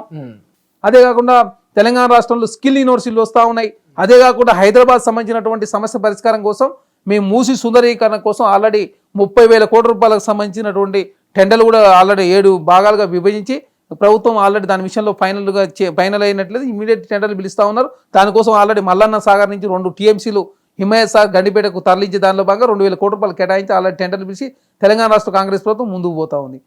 సాధ్యంత వరకు ప్రజలు మేలు చేసే ప్రయత్నంలో కాంగ్రెస్ ప్రభుత్వం ముందుకు పోతా ఉంది. కానీ కొంత ఆర్థిక సంక్షోభం నుంచి గట్టెక్కించే దానిలో భాగంగా కొంత ఇచ్చినటువంటి మాట కొంత స్కిప్ అవుతున్న మాట వస్తుంది. దానిలో భాగంగా కాంగ్రెస్ ప్రభుత్వం ఎప్పటికప్పుడు చెప్తా ఉంది ఈ డేట్లో చేయలేకపోయినా నెక్స్ట్ డేట్లో చేస్తామని చెప్పి కవర్ చేసుకుంటారా మరి ఇట్లా కొనసాగిస్తారా? కొనసాగించగా అంటే మీకు కొంత టైం పడుతుంది. కొన్ని రోజుల వరకు ఇది కొంత ఇబ్బందులు ఉన్న మాట వస్తాయి. ఈ ఇబ్బందులు అధిగమించేది కాంగ్రెస్ ప్రభుత్వం మాత్రమే. ఎందుకంటే మా మంత్రులు మా ముఖ్యమంత్రి గారు కావచ్చు ఇదంతా ఎప్పుడు ప్రజల నుంచి వచ్చిన వాళ్ళు ప్రజలను కలిసేవాళ్ళు. గతంలో కేసీఆర్ గారు ఎవరి మాటను వినే పరిస్థితి లేదు, ఎవరిని కలిసే పరిస్థితి లేదు. అన్నీ నాకే తెలిసిన మాట్లాడినటువంటి కాళేశ్వరం ప్రాజెక్ట్ ఏమైందో అందరూ చూసి. కాబట్టి తెలంగాణ రాష్ట్రంలో కాంగ్రెస్ ప్రభుత్వం కూడా అన్ని విషయాలు అధిగమించే ముందుకు పోతా ఉంది. అదే కాకుండా మీరు ఒక ప్రకృతి వైపరీత్యాలు, ఎందుకంటే ఒక వర్షం పడ్డప్పుడు గాలి స్పీడ్గా వచ్చడంతో ట్రాన్స్ఫార్మర్లు ఈగిపోతా ఉంది. దాన్ని ఏదో బూతే చూపించి కరెంట్ రావట్లేదు అంటే ఒకప్పటిలాగా లేదు వ్యవస్థ. ఎందుకంటే 50 డిగ్రీలో పోయింది ఉష్ణోగ్రతలు 50 డిగ్రీలో పోవడం. ఎండాకాలంలో కూడా గాలి స్పీడ్కి వచ్చి ట్రాన్స్ఫర్లు ఎగిరిపోయినాయి. మరి అంతే కదా 50 డిగ్రీలు మీరు చూడండి ఎండాకాలంలో ఏం జరిగింది. 50 డిగ్రీలు ఎండతోటి ట్రాన్స్ఫార్మర్ పేలిపోయినాయి. బా అరే ఈటు వెళ్ళిపోయినాయి. చలికాలంలో ఎట్లా పోతే వర్షాకాలంలో ఏం కారణం వర్షాకాలం కదా, ఎండాకాలంలో వెళ్ళిపోయినాయి, వానకాలంలో వానకు కూలిపోయినాయి, చలికాలంలో చలికి. ఇప్పుడు కూడా సెట్ ఇంకో గుర్తు పెట్టుకోవాలా మీరు గతంలో కేసీఆర్ కన్నా మేము ఎక్కువగా కరెంటు కొనుగోలు చేసినాం తక్కువ ధరకి. వారికన్నా కూడా ఎక్కువ వాడుకు యూసేజ్ పెరిగింది. ఎందుకు గతంలో 32 డిగ్రీల ఎండ ఒకేసారి 50 డిగ్రీలు కావడంతో తెలంగాణ రాష్ట్రంలో డెడ్ స్టోరేజ్కి వాటర్ పోయినాయి. ఆ నాగార్జున సార్ సంబంధించిన వాటర్ తాగునీరు అవసరాల కోసం తీస్తే కేసీఆర్ గారు బస్సు యాత్ర మూలంగానే వాటర్ రిలీజ్ చేసిన. అసలు యాసంగి నీళ్ళే వదలే కేసీఆర్ గారు. మేము తాగునీరు కోసం అవసరాల కోసం నీళ్ళు వదిలితే ఇక మేము బయలుదేరినాం, బస్సు బయలుదేరింది ఎంబడే కాలువ నీళ్ళు కాంగ్రెస్ ప్రభుత్వం. అంటే అన్నీ సోషల్ మీడియా వేదిక కావచ్చు, నమస్తే తెలంగాణ పత్రిక, టీ న్యూస్, వాళ్ళ కొన్ని పత్రికలు జమైనా వాళ్ళ సోషల్ మీడియాలో చాలా యాక్టివ్గా పైసలు ఖర్చు పెట్టుకొని చేసుకునే ఉన్నట్టు బీఆర్ఎస్ కు మీరు V6 గుర్తుపెట్టుకోండి. V6 చాలా న్యూట్రల్ ఉంటుంది. నీకు ఈటీవీ ఏ పాత్ర అయితే పోషిస్తుంది జోక్ వేస్తున్నాను హౌసింగ్ మాదిరి అంటే ప్రిపేర్ అయినా మీరు చెప్పండి న్యూట్రల్ ఉంటుంది అని మాత్రం. ఇప్పుడు మీరు చెప్పండి. వాస్తవం నేను రోజు పొద్దున్న నేను ఒక మాట చెప్పాలా, నిజం చెప్తున్నా. V6 ఈటీవీ మీరు చూడండి, ఈటీవీ టీడీపీ ఎక్కువ చూపించినా కూడా మిగతా వార్తలు ఎట్లయితే ప్రసారం చేస్తూ కాంగ్రెస్ పార్టీకి కొంత ఒక లైన్ ఏమన్నా కొంచెం ఎక్కువ తీసుకున్నా కూడా మిగతా వార్తలు ఖచ్చితంగా V6 వెలుగులో మాత్రం వస్తాయి. గుర్తుపెట్టు. మరి ఈ తెలుగు ఎప్పుడైనా టీ న్యూస్ లో కాంగ్రెస్ వార్తలు వస్తాయి మీరు చెప్పండి. నమస్తే తెలంగాణ ప్రిపేర్ అయినా మీరు చెప్పండి. T news Namaste Telangana T news BRS ప్రోలు. ఇప్పుడు కాంగ్రెస్ కు V6 కూడా ప్రో ఎట్లయితుంది వాళ్ళు మీడియం కొంత లైన్ తీసుకుని ఉండొచ్చు. కానీ కేసీఆర్ చేసిన ఒక్క మంచి పని కూడా V6 లో ఓపెన్ చేసి చూడండి. V6 మీరు గుర్తుపెట్టు, బిగ్ టీవీ 4 పేపర్లు చోటా న్యూస్ అయినా అవన్నీ కూడా బిగ్ టీవీ V6 ఇవన్నీ కూడా కాంగ్రెస్ కు ఊడిగం చేసేటి అన్న. కాంగ్రెస్ మంచి చేస్తుంది మంచి అని చెప్తారు, చెడు చేస్తే చెడు అని చెప్తారు. వాళ్ళు కూడా ఏం చెప్తారు మీరు చెక్ చేసుకోరా, వార్తలు చూస్తుంది తెలుస్తుంది కదా. మీకు గుర్తుపెట్టుకో, మా దాంట్లోనే ప్రతిపక్షం అధికార పక్షం కాంగ్రెస్ పార్టీలో ఉంటుంది. మా పార్టీలో ఎవరైనా తప్పు చేస్తే మా పార్టీ నాయకులే మాట్లాడతారు కదా. అందుకే కాంగ్రెస్ పార్టీలో అప్పుడప్పుడు కాంగ్రెస్ పార్టీ వాళ్ళు మాట్లాడుకుంటారు, వాళ్ళ కలయిక కరెక్ట్ ఉండదని చెప్పేసి మాట్లాడే ప్రయత్నం పక్క పార్టీలో ఎందుకు చేస్తారు. కాంగ్రెస్ పార్టీలో అధికార పక్షం ప్రతిపక్షం ఉంటుంది. నిర్ణయాలు సమీక్షించిన క్రమంలో వెంకటస్వామి మీ పార్టీలో ఉన్నాడు కనుక ఖచ్చితంగా మీ పార్టీకి ప్రోగ్రామ్ వస్తుంది. మీరు ఆ మాటకి అట్లా ఒప్పుకోరలే, నాకు తెలుసు. ఒప్పుకోరన్నా అట్లుండదు. V6 చాలా పారదర్శకంగా వ్యవహరిస్తారు. అట్లేముండదు. వెంకటస్వామి క్లోజ్ అన్న మీకు? క్లోజ్ అని కదే, క్లోజ్ అనే ఉంటుంది. అంతా కాంగ్రెస్ పార్టీ నాయకులే కదా అందరూ. క్లోజ్ అయినా కాకుండా పార్టీ వాళ్ళు అయినప్పుడు ఖచ్చితంగా పోడాలి కదా. మీడియా అంటే ఏ మీడియా అయినా కూడా గుర్తుపెట్టుకోవాలా, వన్ సైడ్ ఉంటే ఏ మీడియా కూడా ఖతం అయిపోతుంది. సాక్షి అంటే ఖతం. మీరు టీ న్యూస్ తర్వాత నమస్తే తెలంగాణ సాక్షి పత్రిక కావచ్చు, వన్ టైం అట్టుంది. ఇప్పుడు ఈటీవీ ఎట్టున్నది, ఈనాడు ఎట్టున్నది, ఇలా గుర్తు అందరూ తెలుసు. ఏబిఎన్ అంటే అది ఖచ్చితంగా టీడీపీ అని, సాక్షి వైసీపీ అని, టీ న్యూస్ తెలంగాణ బీఆర్ఎస్ అని, V6 కాంగ్రెస్ అని. ఇప్పుడు అట్లనే ఊపు తలకాయ మళ్ళీ అడ్డం ఊపకన్నా నిలువనే ఊపన్నా. సాక్షి లాగా ఉండదు. సాక్షి నమస్తే టీ న్యూస్ లాగా V6 ఉండదు. ఇది మాత్రం ఇంకెక్కువనే ఉంటది, ఇంకెక్కువనే ఉంటది అన్న. సర్లే, ఈ వార్తలు ఇవన్నీ పత్రికలు ముచ్చట పక్కన పెడితే ఎవరన్నా మీ పిసిసి ఎవరైతారు నెక్స్ట్ చీఫ్ ఎవరైతారు? తెలంగాణ రాష్ట్రంలో కాంగ్రెస్ పార్టీ ఇంకా నిర్ణయం తీసుకోలేదు. ఖచ్చితంగా రాజకీయపరమైన నిర్ణయం తీసుకోవాలని చెప్పి ప్రభుత్వంలో ముఖ్యమంత్రి గారు ఇప్పుడు పిసిసి అధ్యక్షులుగా అదేవిధంగా ముఖ్యమంత్రిగా ఉన్నారు. ఈ రోజుకు వారు నియమితులై కరెక్ట్ ఇదే రోజు చార్జ్ తీసుకున్నాడు. 3 సంవత్సరాలు పూర్తయింది ఇప్పటికీ. కాకపోతే ఇంకా పిసిసి విషయంలో ఏఐసిసి నిర్ణయానికే కాంగ్రెస్ పార్టీ వదిలేసినట్టుగా భావిస్తూ ఉన్నారు. తెలంగాణ రాష్ట్రంలో ఎవరికి ఇవ్వాలని చెప్పేసి సోషల్ జస్టిస్ ఉండే విధంగా, ఎందుకంటే మంత్రివర్గంలో ఎవరి స్థానం వస్తుంది, మంత్రివర్గంలో ఎవరికి స్థానం రాని వ్యక్తులకు ఆ వర్గాలకే పిసిసి వచ్చే అవకాశం చాలా స్పష్టంగా ఉంది. సరే, మీ పిసిసి నిర్ణయం మీరు ఎప్పుడన్నా చేసుకోరు, ఎందుకంటే అది మీ పార్టీకి సంబంధించింది. ఇక మీ పార్టీ హైకమాండ్ డిసైడ్ చేయాలి. మరి ఈ మంత్రులని విస్తరణలో ఎందుకన్నా ఇంత ఆలస్యం చేస్తుంటారు? దానివల్ల తెలంగాణ రాష్ట్రానికి నష్టం కాదంటారా? ఇప్పుడు ఎక్కడ కూడా ఏ మంత్రిత్వ శాఖ ఖాళీగా లేదు. తెలంగాణ రాష్ట్రంలో 12 మంది ఎవరు విద్యాశాఖ మంత్రి ఎవరు? విద్యాశాఖ మంత్రి ముఖ్యమంత్రి వారే స్వయంగా పర్యవేక్షిస్తూ ఉన్నారు. వారు వచ్చిన తర్వాత 10th క్లాస్ ఎగ్జామ్స్ జరిగినాయి, ఇంటర్మీడియట్ ఎగ్జామ్స్ జరిగినాయి, ఎంసెట్ జరిగింది. హోంశాఖ మంత్రి వాళ్ళు ముఖ్యమంత్రి గారే. అన్ని ముఖ్యమంత్రి దగ్గర ఉంటే ముఖ్యమంత్రి ఆయన మంత్రే కదా, వారు ముఖ్యమైన మంత్రి సరిపోదా? మళ్ళా హోంశాఖ కావాలి, విద్యాశాఖ కావాలనా? కాదు, దాన్ని క్రిటికల్ ఉన్నటువంటి సబ్జెక్టులన్నీ కూడా ముఖ్యమంత్రి గారు పర్యవేక్షించారు. కాంగ్రెస్ లా ఇంకా వాటిని డీల్ చేసే సత్తా ఎవరికి లేదని ఎవరికి శాఖలు వాళ్ళే ఉన్నారు. ఇప్పుడు ఉత్తమ్ కుమార్ రెడ్డి భారీ ఇరిగేషన్, సివిల్ సప్లై చాలా క్రిటికల్. ఎందుకంటే సివిల్ సప్లై దాదాపు 80,000 కోట్ల రూపాయల నష్టంలో ఉన్నది. ఇరిగేషన్ రాయిలకు దాదాపు 3 లక్షల కోట్ల రూపాయలు ఖర్చు పెట్టి ఆర్థిక సంక్షోభంలో నెట్టివేయడానికి కారణం ఆ 2 శాఖలే కదా, చాలా క్రిటికల్. ఆ తర్వాత ఆర్ఎన్బి కోమరెడ్డి వెంకరెడ్డి గారు చూస్తూ ఉన్నారు. ఆర్ఎన్బి వాటికి సరితూగిన వాళ్ళకి ఇచ్చిర్రు, మరి వీటికి సరితూగే నాయకులు లేరా మీ కాంగ్రెస్ పార్టీలా? కాంగ్రెస్ పార్టీలో అందరూ సమర్థులే. మరి సమర్థులే ఉన్నప్పుడు ఆ బాధ్యతలు అప్పగించవచ్చు కదా. ఇప్పుడు క్యాబినెట్ విస్తరణ జరగలే కదా, జరిగితే 6 నెలలు అవుతుందన్నా. లేదు 6 నెలలు అయితే కేసీఆర్ 2 నెలల కాలం పాటు అసలు ముఖ్యమంత్రి వారే ఉన్నారు. అంటే కేసీఆర్ తోటోడు తొడగొస్తున్నాడు, మీరు మెడగోసుకుంటున్నారు. అన్నిటికీ కేసీఆర్ తోటి ఎందుకు లింక్ పెట్టుకుంటున్నారు? కేసీఆర్ పాలన సరిగ్గా లేదని, కేసీఆర్ తప్పులు చేసిన కేసీఆర్ ను పక్కన పెట్టినరు. మళ్ళీ మీరు కూడా కేసీఆర్ బాటలని నడుస్తారా చెప్పండి. మీరు ఒక విషయం ఏంటంటే, మేము తెలంగాణ రాష్ట్రంలో కాంగ్రెస్ ప్రభుత్వం ముందుకు పోతా ఉన్నాం. ముందు పోయే క్రమంలో తెలంగాణ రాష్ట్రంలో కాంగ్రెస్ పార్టీగా సోషల్ జస్టిస్ ఉండే విధంగా కాంగ్రెస్ ప్రభుత్వం ముందుకు పోతుంది. దానిలో భాగంగా క్యాబినెట్ లో ఉన్నటువంటి బెర్తులు సోషల్ జస్టిస్ కు 6 నెలలు పట్టింది. అరే 6 నెలలు అంటే మీ మంత్రివర్గ విస్తరణ మీరు చేసుకోలేకపోతే మంత్రివర్గ విస్తరణ ఎందుకు చేసుకోలేదు? కేసీఆర్ గారు రెండే ఇద్దరే ఉన్నారు. మహమ్మద్ అలీ గారు, కేసీఆర్ గారు ఇద్దరే ఉండే. అప్పుడు ఎవరు ప్రశ్నించారా? ఇప్పుడు మమ్మల్ని అయితే ఒట్టినే బురదలుతారు కాంగ్రెస్. అవును, మరి మా బాధ ఏంటంటే కేసీఆర్ మంచి చేయాలని గద్దె దించి మిమ్మల్ని ఇష్టపడి ఎన్నుకున్నాం. మరి మీరు ఇట్లా కేసీఆర్ లెక్క చేస్తుంటే ఇంకే వాళ్ళ దగ్గర ప్రజలకు ఇంకా ఆశ చచ్చిపోతుంది. మా ముఖ్యమంత్రి గారు గతంలో కేసీఆర్ గారు లాగా ఫామ్ హౌస్లో భగత్ భవన్లో రెస్ట్ తీసుకుంటలే. ఇప్పుడు కూడా గుర్తుపెట్టుకొని కేసీఆర్ లాగా మా ముఖ్యమంత్రి ప్రతిరోజు అనినిత్యం ప్రజల మధ్యనే ఏదో ఒక సమస్య మీదో మీటింగ్లను ఎక్కడో కూడా గడుపుతూనే ఉంటాడు. గతంలో కేసీఆర్ గారు ప్రగతి భవన్లో ఫామ్ హౌస్ ఉన్నాడు కాబట్టి, తను ఎవరిని గెలవలేదు కాబట్టి వారికి మంత్రి శాఖలు అవసరంలా. మా ముఖ్యమంత్రి గారు ఎవ్రీడే ప్రజలను కలుస్తున్నాడు, మంత్రులను కలుస్తున్నాడు, అధికారులను కలుస్తున్నాడు. కాబట్టి ముఖ్యమంత్రి గారు ఎడ్యుకేషన్ అనేది తెలంగాణ రాష్ట్రంలో చాలా సంక్షోభం ఉంది, దాన్ని ఏ విధంగా ముందుకు తీసుకోవాలని చెప్పి అది చూస్తా ఉన్నారు. ఈ 5 ఏళ్ల పాటు ముఖ్యమంత్రి దగ్గరనే పెట్టుకుంటాడు, లేకపోతే ఎవరికన్నా తను కూడా కొన్ని పెట్టుకుంటాడు కదా. ఏ ముఖ్యమంత్రి గారు కూడా కొన్ని శాఖలు ఉంటాయి. ఏ ముఖ్యమంత్రి, ఇప్పుడు ప్రధానమంత్రి గారు లేవా? ఇప్పుడు ఈ నరేంద్ర మోడీ గారి కాడ ఉన్నాయా శాఖలు? చెక్ చేసుకోండి మీరు. ఇప్పుడు ఈ ముఖ్యమంత్రి దగ్గర ఏమేమి, ఎవరి శాఖలైనా ఉంటాయి కదా. మున్సిపల్ అడ్మినిస్ట్రేషన్ ఉంది. ఈ ముఖ్యమంత్రి దగ్గర ఏమేమి ఉంటాయి చెప్పాలి? మున్సిపల్ అడ్మినిస్ట్రేషన్ ఉంది, హోమ్ మినిస్టర్ ఉంది, ఎడ్యుకేషన్ ఉన్నది. ఆయన దగ్గర ఉంటాయి అవి ఆయన దగ్గర ఉంటాయా? తను ఏం నిర్ణయం తీసుకుంటే తెలియదు. అవకాశం ఉన్నదా?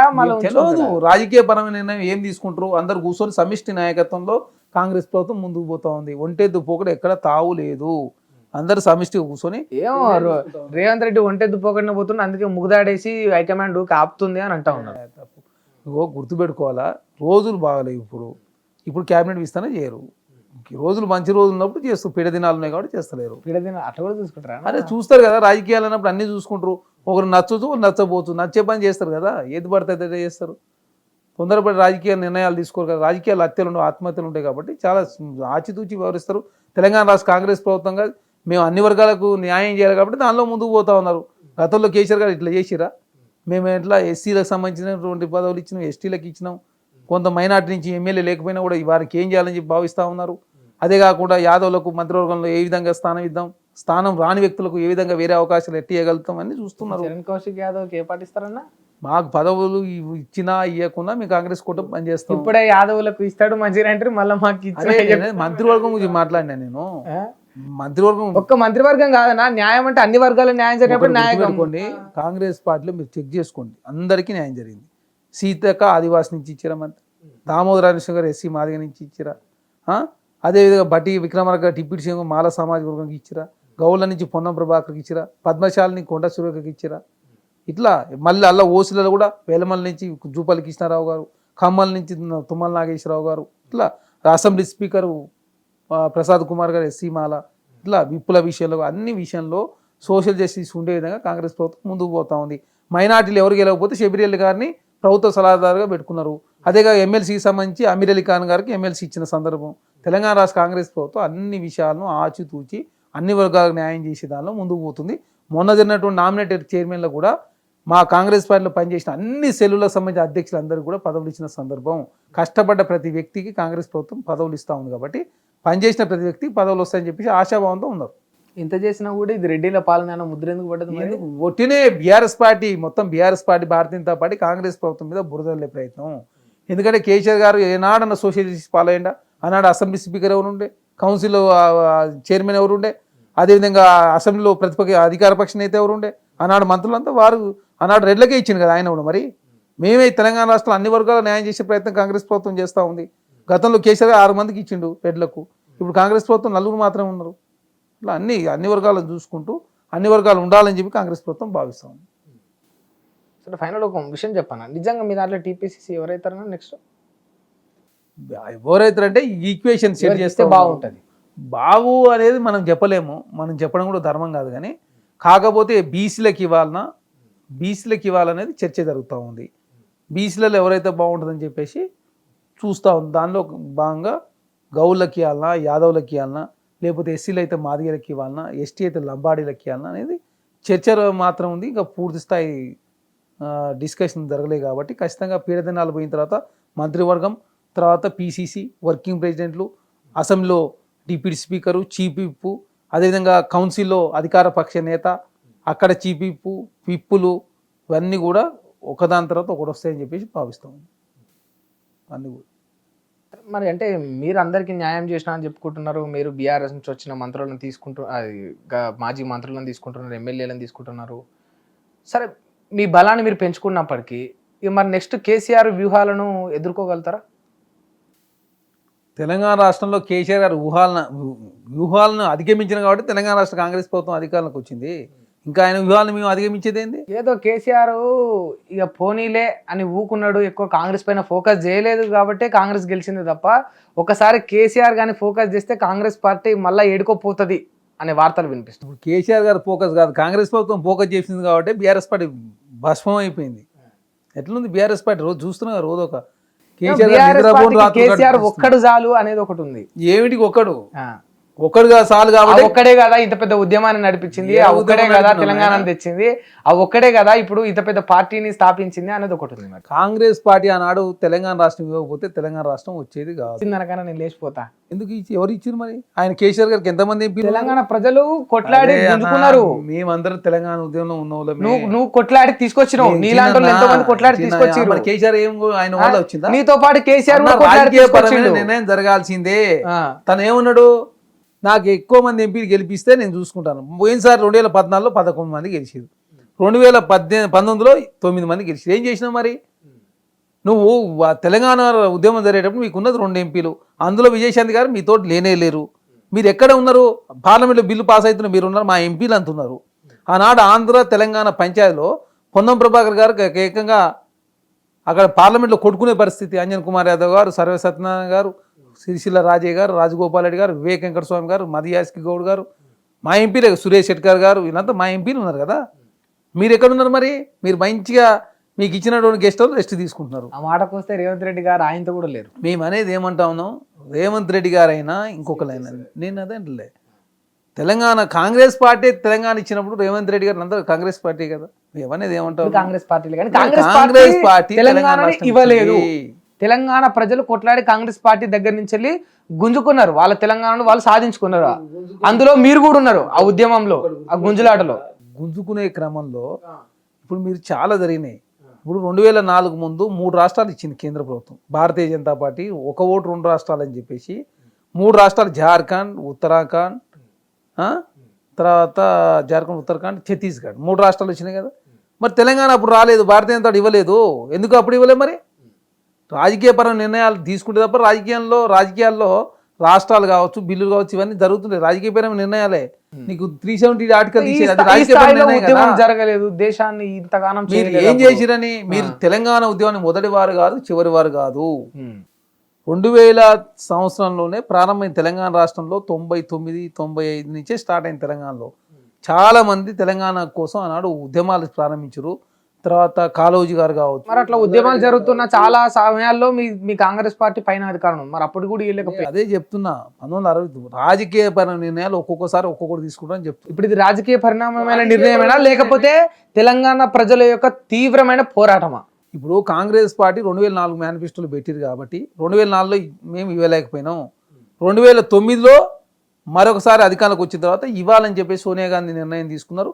తెలంగాణ రాష్ట్ర ప్రజలంతా కూడా ఖచ్చితంగా తెలంగాణ ఇవ్వాలి, 2004లో చెప్పారు ఇవ్వలేకపోయారు, ఇప్పుడని ఇవ్వని చెప్పేసి ప్రజలంతా కోరుకున్నారు. కాబట్టి కాంగ్రెస్ ప్రభుత్వం, కాంగ్రెస్ పార్టీ ఆనాడు కేంద్రం నిర్ణయం తీసుకున్నారు. చాలా రాష్ట్రాలు కావాలని చెప్తాం. ఉత్తరప్రదేశ్లో కూడా 5 రాష్ట్రాలు కావాలని, మహారాష్ట్రలో చాలా రాష్ట్రాలు కావాలని కోరుకుంటున్నారు. ఎందుకు రాలే మరి అవన్నీ?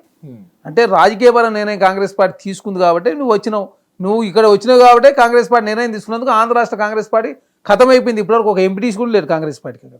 ఒక రాష్ట్రంలో అధికారం కోల్పోతామని తెలిసి కూడా కాంగ్రెస్ పార్టీ అంత పెద్ద త్యాగం చేస్తే ఆ త్యాగాన్ని గుర్తించి కూడా నేనే తెచ్చినంటే చెప్తే ఎవరైనా నమ్ముతారా? కాంగ్రెస్ పార్టీ లేకుండా మీకు తెలంగాణ తెచ్చినవా? అంటే తెలంగాణ ప్రజల పోరాటం నువ్వు తెలంగాణ ఉద్యమంలో తనొక కంటెంటర్ సీరియస్ కంటెంటర్ ఉండొచ్చు, మరి తెలంగాణ మిగతా వర్గాలు చేయలేదా? ఉస్మాన్ యూనివర్సిటీ విద్యార్థి నాయకులు చేయలేదా? కాకతీయ యూనివర్సిటీ చేయలేదా? పొలిటికల్ చేసి పని చేయలేదా? ఆ తర్వాత చంద్రబాబు నాయుడు కూడా లెటర్ ఇచ్చిండు, 2 రాష్ట్రాలు ఇవ్వండి అని చెప్పి. ఆయన కూడా నాకు అభ్యంతరం అని చెప్పిండు కదా. జగన్మోహన్ రెడ్డి గారు ఒక సందర్భంలో చెప్పిన తర్వాత వెనకపోయిండు. తర్వాత చిరంజీవి గారు ఒక సందర్భం చెప్పిన తర్వాత వెనకపోయిండు. తర్వాత భారతీయ జనతా పార్టీ కూడా ఒప్పుకున్న సందర్భం కాంగ్రెస్ పార్టీ ఒప్పుకున్నది. పార్లమెంట్లో అన్నాడు కాంగ్రెస్ పార్టీ, భారతీయ జనతా పార్టీ ఒప్పుకున్నారా? తెలంగాణ ప్రజల పోరాటానికి ఒప్పుకున్నారా, లేకపోతే వాళ్ళకి బుద్ధి పెట్టి ఒప్పుకున్నారా?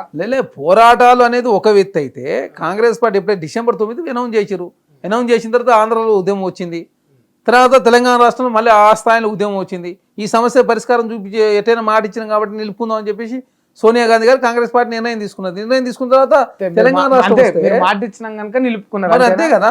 ఇక్కడ సావలేదు, ఎవరు చంపుకోలేదు, పోరాటాలు జరిగినాయి. అవన్నీ ఒక ఎత్తు. అవిటికే తెలంగాణ వచ్చిందని మేమంటే కేసీఆర్ ఒక్కని అంటే సకజన ఎడిపోతారు. మొత్తం నువ్వు దాని పేరు మీద 10 సంవత్సరాల కాలం ఉండి తెలంగాణ లూటీ చేసి 6,70,000 కోట్ల రూపాయలకి నీ కూతురేమో లిక్కర్ స్కామ్ చేసే అంతా ఏం చేసేది తెలంగాణకు? మీరు తెలంగాణ రాష్ట్రానికి మీరు ఏమైనా చేసిరా? మీరు ఎప్పుడు రాజకీయం చేసే ప్రయత్నం, Bharatiya Janata party BRS party వేరేనే ప్రయత్నం, కొన్ని రోజులు Bharatiya Janata party BRS party కలిసి ఉండే ప్రయత్నం అన్నీ చేసారు కదా. ఏం చేసింది తెలంగాణకి? మరి తెలంగాణకి ఏమైనా మేలు జరిగి ఉంటే, తెలంగాణ మంచి అభివృద్ధి పనులు ముందుకు పోయి ఉంటే, ఆ తర్వాత అత్యధికంగా జీడీపీలను, లేకపోతే అత్యధికంగా అప్పులు లేకుండానో, లేకపోతే ప్రజల ఆదాయం పెద్ద ఎత్తున రెట్టింపు అయిందనో, నువ్వు నిర్బంధాలతో కూడిన తెలంగాణ రాష్ట్రాన్ని లాస్ట్కు ప్రజలకు స్వేచ్ఛ లేకుండా చేసి తెలంగాణ రాష్ట్రాన్ని ఉద్ధరించినట్టు ప్రజలు నమ్ముతారా? అందుకే బీఆర్ఎస్ పార్టీ కనుమరుగైపోతుంది. నేను దేశాన్ని ఉద్ధరిస్తా టీఆర్ఎస్ పార్టీ మార్చుకొని ఆంధ్రలో ఒక శాఖ, మహారాష్ట్రలోకి శాఖ ఏర్పాటు చేసుకొని ఆంధ్రలో పోటీ చేయలేదు, మహారాష్ట్రలో పోటీ చేయలేదు, తెలంగాణలో డిపాయిడ్ గల్లంత అయింది బీఆర్ఎస్ పార్టీ ఎంపీలు. అంటే మీరు ఏం చేస్తున్నారు? ప్రజలు గమనిస్తారు కదా. మీ నిర్ణయాలు ఎట్లా జరుగుతుందో చూస్తున్నారు. ఢిల్లీలో ఒక ఆఫీస్ కట్టుకున్నాడు, బీఆర్ఎస్ పార్టీ అకౌంట్లో 1,200 కోట్ల రూపాయలు అకౌంట్లో పైసలు ఉన్నాయి. ఆ తర్వాత జూబ్లీస్లో ఒక ఆఫీసు, గచ్చిబౌలిలో మళ్ళీ కోకాపేటలో 10 ఎకరాలు కేటాయించుకున్నాడు. తర్వాత నీకు టీ న్యూస్, ఒక నమస్తే తెలంగాణ, నీకు 1,000 కోట్ల రూపాయలు, నీకు ఫామ్ హౌస్ 1,000 కోట్ల రూపాయలు నీదే కదా పెరిగింది. ఎవరికి పెరిగింది? మరి తెలంగాణనేమో 6,71,000 కోట్ల రూపాయలు అప్పులో పోయింది. మీ ఫ్యామిలీ పెద్ద ఎత్తున అన్ని రంగాల్లో ముందు పోయారు. తెలంగాణ ప్రజలు అందరూ చూసి గమనించారు. కాబట్టి 5 ఏళ్ల తర్వాత ఇక కాంగ్రెస్ పార్టీ రాష్ట్రాన్ని అప్పుల్లో పెడతా, లాభాల్లో పెడతా, కాంగ్రెస్ పార్టీ నాయకులు అప్పుల్లో ఉంటారు, లాభాల్లో ఉంటారు. అది కూడా చూద్దామన్నా. మీరు గుర్తుపెట్టుకోండి, మేము దాదాపు కేంద్రంలో 60 సంవత్సరాల కాలం ఉన్నాం. మేము ఉన్నప్పుడు అప్పులు తీసుకున్నా కూడా ప్రజల అవసరాల కోసం ప్రాజెక్టులో, ప్రభుత్వ రంగ సంస్థలో, ఎడ్యుకేషన్ ఇన్స్టిట్యూషన్స్, రోడ్స్ ఇవన్నీ డెవలప్మెంట్ చేసినాం. నరేంద్ర మోడీ వచ్చిన తర్వాత ప్రభుత్వ రంగ సంస్థలు అపనంగా అమ్ముతున్నాడు. ఇక్కడ కేసీఆర్ గారు వచ్చిన తర్వాత ఇక్కడ ప్రభుత్వ రంగ సంస్థలు పోయినాయి, అప్పులు పెరిగిపోయినాయి, ఆర్థిక సంక్షేమంలో తెలంగాణ ప్రభుత్వం ఉన్నది. మరి వాళ్ళు తీసుకున్నటువంటి అప్పులకు సరిగా ఉపయోగించుకొని, అప్పు చేయొద్దని ఎవడు కోరుకుంటలే, సరిగా ఉపయోగించలేదని కాంగ్రెస్ పార్టీకి మేము ఆరోపించడం అది నిజమైంది. మీరు చేసిన అప్పులను మీరు ఎంత పాటు ఉపయోగిస్తారో, మరి ఎంత డెవలప్ చేస్తారో అది కూడా చూద్దామన్నా. మంచిగా చేయాలనే మేము కూడా కోరుకుంటున్నాం. మరి ఇక చేస్తారా లేదా అనేది ఇక మరి మీ చేతుల్లోనే ఉంటుంది. కాంగ్రెస్ పార్టీగా ప్రజలకు ఇచ్చిన ప్రతి హామీని నెరవేర్చే దానిలో ముందుకు పోతాం. గతంలో కాంగ్రెస్ పార్టీకి అధికారం అనేది కొత్త కాదు, చాలాసార్లు అధికారంలోకి వచ్చినా అధికారం లేకుండా ఉన్నాం. కాబట్టి వచ్చినప్పుడు ప్రజలకు మేలు చేసి ప్రజల యొక్క మన్ననలు పొందాలని చెప్పి కాంగ్రెస్ పార్టీ కోరుకుంటాను. సోషల్ మీడియాను అడ్డవుగా వాడుతూ నరేంద్ర మోడీ గారు 3 సార్లు అక్కడ కేంద్రంలో అధికారంలోకి వచ్చిండు. ఇక్కడ నరేంద్ర మోడీ గారు సేమ్ కాపీ కొట్టినటువంటి కేటీఆర్ గారి రూపంలో సోషల్ మీడియాను అడ్డవుగా వాడుకొని ప్రజలకు లేని ఉండడం చూపించడంతో 10 సంవత్సరాల కాలం పాటు వీరు అధికారంలో. కాబట్టి ఖచ్చితంగా ప్రజలంతా వాస్తవాలు గ్రహిస్తారు. కాబట్టి ఖచ్చితంగా కాంగ్రెస్ పార్టీగా కూడా మేము ప్రజలకు ఇచ్చిన ప్రతి హామీని నెరవేర్చుకోవాలా, ఖచ్చితంగా తెలంగాణ రాష్ట్ర అభివృద్ధి ముందుకు తీసుకోవాలని చెప్పి భావిస్తూ నిత్యం అనునిత్యం ప్రజల కోసం పనిచేస్తుంది Congress party. Okay, thank you అన్న. హిట్ టీవీ యాప్ ని డౌన్లోడ్ చేసుకోండి. ఇందులో short news, live news, entertainment movies అన్ని అవైలబుల్ గా ఉన్నాయి. Please download Hit TV app. Hit TV app. Hit TV యాప్ని ఫ్రీగా డౌన్లోడ్ చేసుకోండి.